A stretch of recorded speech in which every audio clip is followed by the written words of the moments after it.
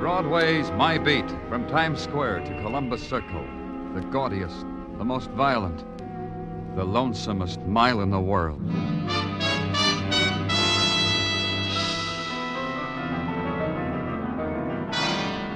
Broadway's My Beat, with Larry Thor as Detective Danny Clover.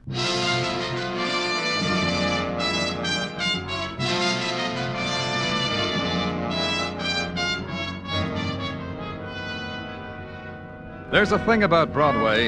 It mixes well with the sunlight. On a noonday of summertime, the concrete strikes silver glints, and the mob is nicely proportioned with silken ankles and dachshunds and wind-blown hairdos. And an organ grinder plays background music for the big grin and the clown's funny nose. At headquarters, I stood watching it, pushing away the time for the filling out of my routine reports. The diversions were down there in the streets, the girl and the yellow silk dress she wore, both knowing about summer and loving the feel of it. Then I heard two things. A sigh that came from me, and a phone ringing that came from the phone. Danny Clover speaking. Did you do what I told you? Who is this? Did you do it, Mr. Clover? I don't understand. Who am I talking to? I wrote you a letter about Stephen Courtney. But Stephen Courtney's dead. Yes, I know he's dead. What's the matter with you? Everybody knows he's dead. What's your interest in Courtney? Who are you? Can't you see it doesn't matter who I am? Can't you understand? Stephen Courtney... Hello? Hello? Hello? He was murdered. It started that way. The anonymous call, impossible to trace. The sifting through the dust of a man's death. Stephen Courtney's dying had for a moment upset the delicate balance of many worlds. Of finance, of corporate bodies, of dynasties in oil and steel, and the breeding of racing horses. The decay that for months had wasted his body had forced him finally down to the level of all old men who must die. The headlines wept, the commentators lamented. The memos came down from chairmen of boards. There'd be a minute of silence for the death of Stephen Courtney. But now it was spoiled. Now a voice cried murder, and the policeman must listen. In the Records Bureau, I found Stephen Courtney's death certificate. Cause of death, heart failure. Date of death, June 16th. Attending physician, Dr. Arthur Fulbright. In his office, Dr. Fulbright was poised, curious, and annoyed. Permit me to understand. You're questioning my diagnosis of the cause of Steve Courtney's death? We can put it that way if you want. On what do you base this sudden presumption? You have a right to know. On a phone call. From whom? Another doctor? Some quack who wants to destroy my reputation? Chooses to degrade me by having me questioned by the police? It came from a woman. Who? She didn't say. All she said was Stephen Courtney was murdered. That's preposterous. Steve Courtney died last week as I had expected him to die, of a coronary disorder. You knew he would die of it, as I knew it, his family, his servants, his enterprises. But you'll fill me in, huh, Doctor, because I wasn't that privileged. The newspapers had it for months. How old Steve was bedridden. How he had chosen me as intimate friend to be his attending physician. How I kept him by sheer know-how from death's door. Still, he died. There are things in heaven and earth. Yeah. Tell me about his dying. Normal. I had a call from his estate on Long Island.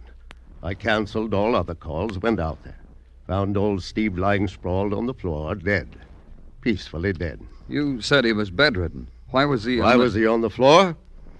I confess the question occurred to me at the time, but then I rejected it. Like everything else, old Steve chose his own way of dying. Describe it to me exactly, how you found him. I have. He was sprawled in the middle of the room. He had knocked over a radio on a... That's strange. What is? The radio. I'd left explicit instructions. Nothing of the sort was to be in the room with him. Too exciting. Now, what do you know? Old Steve defied me. Yeah, I guess he did at that. Sometimes it slips out of our hands, doesn't it, Doctor?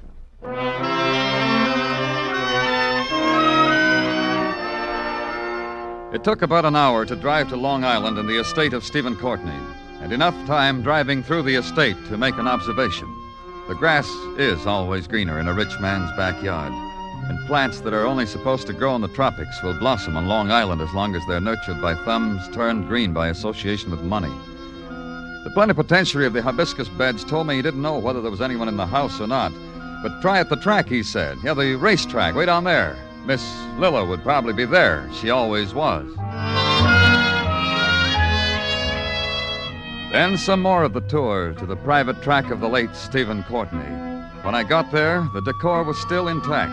A golden girl riding a black racing stallion, and a man leaning over the rails holding a stopwatch. He did fine, Miss Lilla, just fine. Whoa, Son Prince. Steady, boy. Steady, that's the boy. How did he do, Joseph? 101 and 2/5 for the 5 furlongs.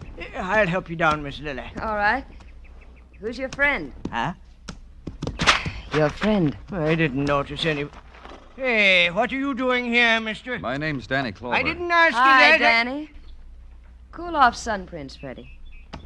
What can we do for you, Danny? I'm from the police. Fine. I'm Lilla Courtney. This is Joseph O'Donohue, our trainer. How do, Mr. O'Donoghue? What's the police want with Miss Lilla? Joseph takes care of me. I see he does. The old man said I should. The old man said that, Miss Lilla. Joseph? That day he died.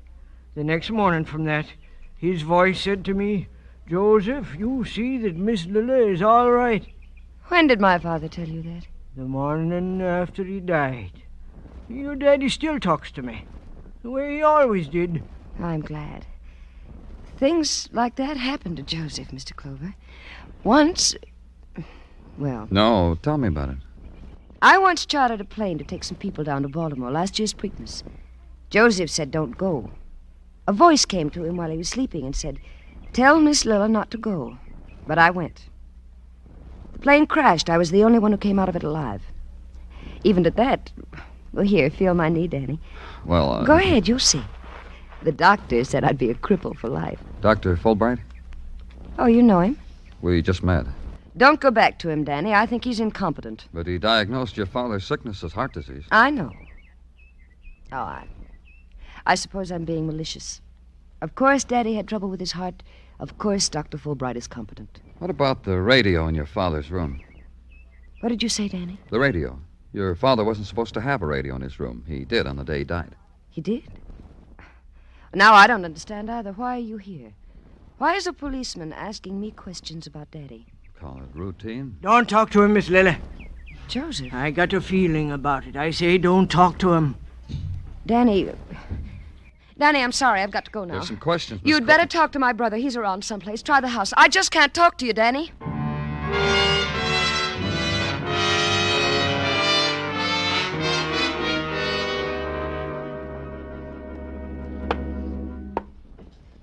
You admire our graveyard of dead animals? Oh, yeah, quite a trophy room. Yes, that stuffed specimen you're looking at, Bengal tiger. Huh? Many brave souls lie asleep in the deep Hindu jungle. All because old Steve wanted to bring home a pussycat. Old Steve, your father? My father. Brandy? No. Then you're Burl. Yep. Mother and I got along fine. But old Steve said the boy is hard to handle, so he called me Burl. He thought that would make Mother angry, but Mother fooled him. She died a long time ago. First of the day, it says here. You know who I am, why I'm here? No, the domestic staff is agog with it. A woman called me. Said your father was murdered. It's a free country. They have the vote. They can say people were murdered, even my father. Maybe it proves something. Like what? That the old man was human enough to die when someone killed him. I didn't know that about him. I thought he always picked his own time and place for everything. Then you think he died because he was ready to die. What does it matter? He's dead and I'm rich. We're all rich. It'll be easier if you try to stay sober. Sober. When was that? All right, I'll stay sober. You said you're all rich. Who? Lilla. I watched you from a window. An exciting thing, Lilla, wouldn't you say? Lilla. Who else? Yeah, you wouldn't say. Well, Well, there's O'Donohue. He got a big hunk. And the cook and the maids and the nurse. And a man in Iowa who shined my father's shoes once. The nurse. Who was she? Alice Barnett. Nursed the old man for years. It paid off. Where is she? Who knows? Old Steve dies. Nursey goes somewhere to cry. Leaves this nice, big, cozy mausoleum. No Nursey anywhere. She lived here. Mm-hmm. Bed and board and street dresses. Who cares? We do. I'll phone headquarters to find her. Good hunting. O'Donohue, the trainer, he told me your father talks to him even now. My father. Joseph hears voices all the time. About a month ago, he had a three-way conversation with Orville and Wilbur Wright. There was a radio in your father's room when he died. How did it get there? You know, I wouldn't know. But he was dying. Surely you... I was a most unfilial son. Look, why don't you ask Nursey when you find her? See, she knew about things like that. Yeah, you just ask Nursey. I earned this, no?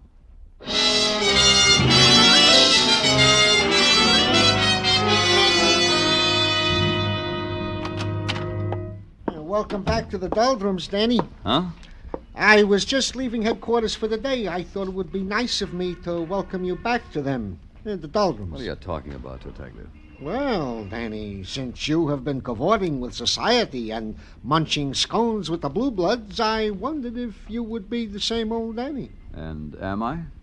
Did you bring me a scone, Danny? No scones. Tell me one thing. What about the nurse, Alice Barnett? Did you find her? She is being as scarce as a... You didn't find her, huh? as a... Danny Clover speaking. You'd better get up here, Mr. Clover. Who is this? Burl. What's the trouble? It's your business to find out. Get up here.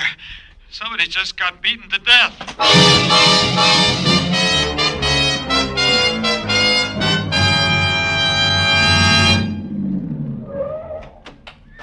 Over here! Over here! He's in there with... Get him out! Get him out! It was a design in horror, done in grotesques. The horse, rearing, screaming, clawing its hoofs against the stall. The girl, disheveled, twisted with terror, pleading with it. Tia, leave him alone, no more. Leave him alone, Tia! Burl, dazed, helpless, sodden with fright, with drunkenness. The blazing moon setting fire to the web of blood that reached out from under the stall gate. Tia, no more! Tia! Burl, help me. Help me get that horse out of there. I can't. I've been trying. I can't. Tia's a good girl. Help me. Help me. All right, don't slide me anymore. All right. I'll open the gate. You grab her mane. Come on. Now. Come on, Tia. There's a good girl. Come on, Tia. I can't hold her. I can't. Let her go.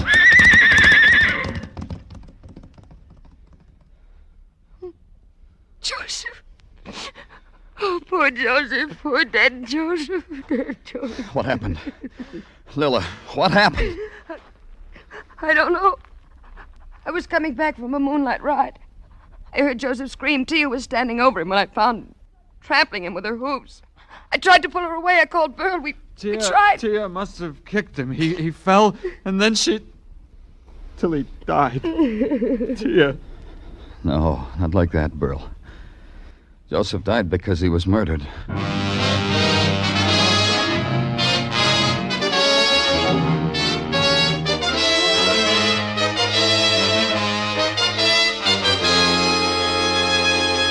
You are listening to Broadway's My Beat, written by Morton Fine and David Friedkin, and starring Larry Thor as Detective Danny Clover.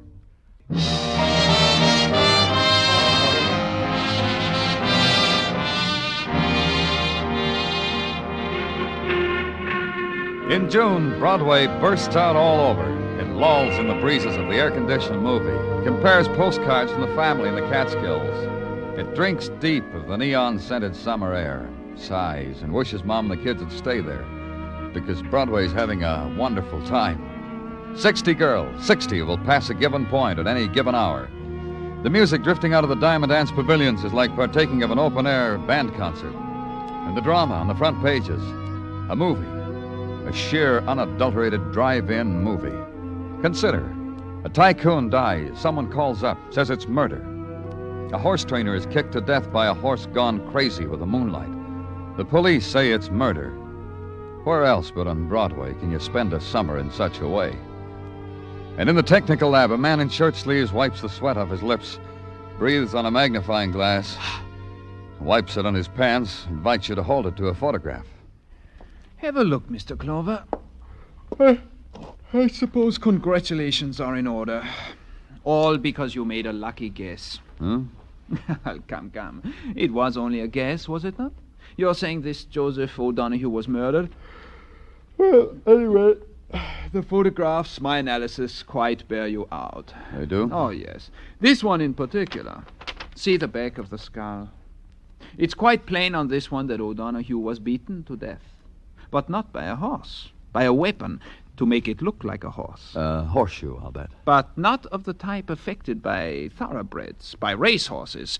More like one off a truck horse or one that pulls a milk wagon. Ergo, considering the circumstances, my view is the man was murdered by a human wielding a heavy horseshoe. He... Technical. Conrad speaking. Yes, he is here. Yes, I will tell him. Certainly. There is a woman waiting for you in your office, a Miss Alice Barnett. Lucky guess, huh, Mr. Clover? Yeah, I didn't even have a magnifying glass. Miss Barnett? Yes. We've been looking for you. Yes, I thought perhaps you were. I've come to give myself up.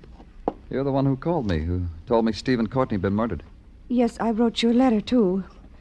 But there must be many things you want to ask me. There are. Why'd you hide? Because I was foolish. Because I was frightened. Because I don't really know. It's all mixed up. You see, Stephen and I were going to be married. Oh? As soon as he got well, it was all planned. It would have been exciting to be married to Stephen. Not for the money, just for Stephen. He was much older. Was he? I loved him. I didn't notice. I see. Why do you think he was murdered? Because it happened on my day off. Because I don't think he would have died if I'd been there. Where were you? In town, shopping, walking in the park, feeding the pigeons. In St. Patrick's for a while. It was quiet there, restful. But no place we can check. No, I don't think so. On your days off, who took your place? We had an arrangement with the nurses' registry. I don't know who it was that day. It was usually a different nurse each week. I'll check. Where? On Madison at 49th. It's in the book. You think Stephen was murdered. In your opinion, who would have a reason? Whoever wanted all the money. The money Stephen would have settled on me as his wife. Lilla, Burl, O'Donoghue. But O'Donoghue's been murdered. That makes the jackpot bigger for the rest of you, doesn't it? It does. It means another 50,000 for me. I don't know about the others. Where were you the night O'Donoghue was murdered? At a movie. It's a feeble alibi, isn't it? I'm holding you, Miss Barnett, on suspicion of murder. Miss Barnett accepted it. She folded her hands in her lap and waited patiently until a man in uniform nudged his head through the door, got the signal from me, and gave the signal to her. Somehow I got the idea that as long as she would stay in jail, people would spend their time apologizing to her. It was a time for thinking about things. Too many people had been unconcerned about the death of Stephen Courtney. And in the murder of Joseph O'Donoghue, the man who heard voices, there, that was the thing to think about. Somehow the first death necessitated the second. And in the matter of the nurse sent by the registry, that also needed looking into. I did. The receptionist said you were a policeman. That's right. You wish to hire a nurse? Maternity? Your wife? No, it's not that at all. We're conducting an investigation. And you want to see me? That's right. It's about one of your nurses. One of the newer ones, I suppose. If you would have seen the crop that just graduated, that just registered with us. Some of them are pretty. I wouldn't know. I want some information about the nurse assigned to the case of Stephen Courtney. There were several of them. I'm afraid you'll have to help me if you want me to help you. The relief nurse assigned to Mr. Courtney on June 16th, the day he died. Facts. That's what I like. Now, we shall see. Courtney. You see, we have them cross-filed.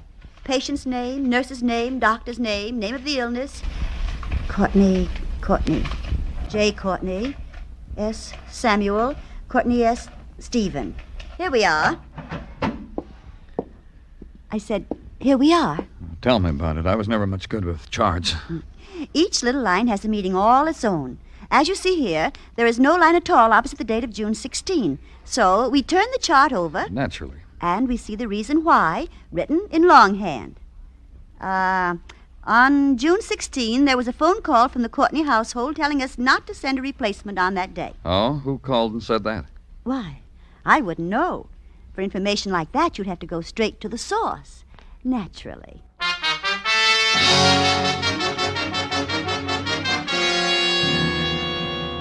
Perhaps if I'm more explicit, Mr. Clover, you'll understand. No one is to go into Miss Lilla's room. Not even the police. Those are your orders, Doctor? Precisely mine. Then you won't mind justifying them to the mere police. Justify? What presumption you people have. However, Miss Lilla is quite ill. Psychotic shock. 2 people she loved very much are dead. She tried to stave off the inevitable by writing, gaiety, etc., but it's caught up with her. Natural in a woman of Miss Lilla's sensitive fiber. Yeah, I guess it is. Doctor, who gave the order that no replacement nurse was needed the day Stephen died? You? I haven't the slightest idea what you're talking about. No nurse? Well, that's preposterous. Surely not... Get out of here! Why, whatever could Psychotic shock, huh? Sensitive fiber, huh, Doctor? You're vicious, Burl. You're ugly and vicious and drunk. Oh, no, little sister, don't throw anything else. It'll only bring on a relapse. Come on now, poor, sick little sister. Out of bed! Leave her alone, Burl. Are you all right, Lila? Are you all right, Lila? Sure, you're all right. Everybody thinks you're so sick, little sister. Shut up, Burl. You can't say that to me. I am the master here now. You, Lila, O'Donoghue, old Steve. I crack the whip, and Burl. Burl, are you hurt? He'll be all right. Just let him sleep it off. I'm sorry. Sorry you had to see us like this, Danny. It's all so ugly. So like they want us to be in the papers, isn't it? You're not really sick, are you? No, Danny, just tired. I fixed it up with Dr. Fulbright so they'd leave me alone. I don't know, doing it this way. Maybe it proves I really am sick. You think? Lila, listen to me. The day your father died, there should have been a nurse here. Why wasn't there? I don't know. We thought maybe things got all mixed up down at the nurse's registry. And no one showed up. Because they were called and told not to. Who did that, Lila? Someone called it. I don't know. I don't know who it could have been, Danny. I told you I don't know. Try to think, Lila. I told you. Get out.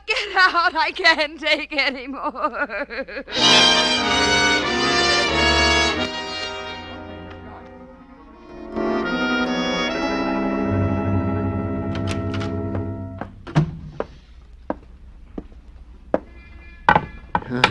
Look at it, Danny. The boys found it, huh? It's not pretty. Yeah, a horseshoe nailed to a club. They dug it up back of the far turn of the Courtney track. Murder weapon, Danny? The thing that beat O'Donoghue to death? I'd say so, Tartaglia. You know, it's not enough. I'm up to my elbows in the solution of this case with horses. But I had to go to the movies last night. Poor you. Comes the newsreel and more horses. The running of the Westfall Handicap. Nip and tuck all the way home. Oh, Danny, that Sun Prince. What a horse. Who? Sun Prince, the horse that almost won the Westfall Handicap. I'm telling you, I almost had heart failure. Why? Well, look, here was this horse, 6 lengths out in front. He stumbles, throws his jockey. This Westfall Handicap, when was it run? Oh, Danny, I can see you are a man who is not smitten by the bobtails. This handicap was run last Saturday. Let's see, June 16th. Gino, you went and did it. You put 2 and 2 together. And I got 4, huh? Not only that, Gino, you got a murder. There was no hurry after that. I took my time driving out to the Courtney estate. I didn't even have to go to the house. I saw what I was looking for on a small knoll that overlooked the grounds. Lila. Lila holding the reins of a black stallion, standing against the early evening. A precise composition, sculptured to catch the eye. There was a flaw to it. Lila had seen me coming, and the pose she'd struck was too steady, too pat. But it held until I walked to her, touched her arm. Oh, You've recovered, Lila. not really. Look at me. How do I look? The same. You've got some more clothes on than the last time I saw you. Outside of that, the same. I'm glad. But I need this. The quiet, the evening, riding. you want to ride with me, Danny? No. I expected you to come. I thought sometime soon you'd come back and use the gamut of, let's ride together, Lila, and I made it easy for you. Now I don't understand you at all. I'm trying to make up my mind about you. Oh, how can you? You're not really trying. Whether murder becomes you or not. It made me ill for a while. You saw that. You're faking, Lila. It's how you reacted to committing murder. Me? Your father's murder, O'Donoghue's. Oh, you're a fool, Danny. Your father's murder, by attending him yourself instead of a nurse, by turning on the radio when his prize horse raced. The excitement when the horse stumbled stopped your father's heart and brought you a lot of money. Is that murder? Because a horse stumbled, because my father's heart stopped, eventually it'll happen to all of us. O'Donoghue, because you were afraid of him. Because you really believed he heard voices. Because you thought one day your father's voice might tell Joseph who killed him. Ride with me, Danny? No. Come on, Lila. You're a fool. Son, Prince! Get off that horse. Up, Prince! Up! Kill him, Prince! Kill him!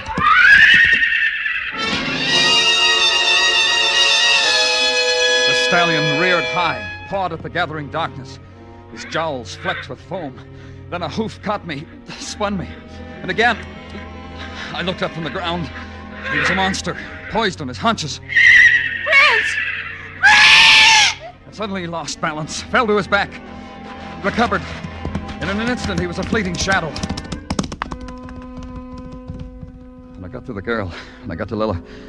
She was small and huddled. She didn't move. Only in her eyes was their life. And it held briefly. Then it stopped.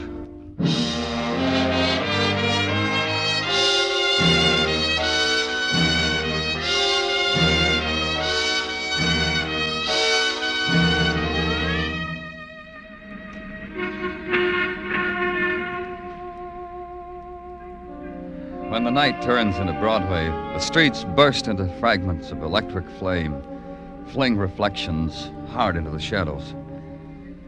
It's a piece torn out of a jagged dream, the twisted concrete. The blare that ebbs, then screams again. The faces that dart and waver and are lost forever. It's Broadway, the gaudiest, the most violent, the lonesomest mile in the world.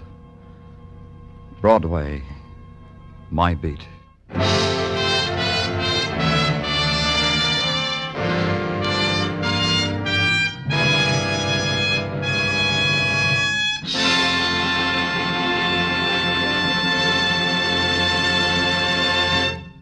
Broadway's My Beat stars Larry Thor as Detective Danny Clover with Charles Calvert as Tartaglia. The program was produced and directed by Elliott Lewis. The musical score was composed and conducted by Alexander Courage.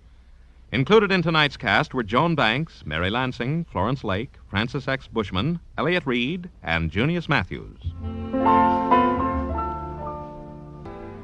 Joe Walters speaking. This is CBS, the Columbia Broadcasting System.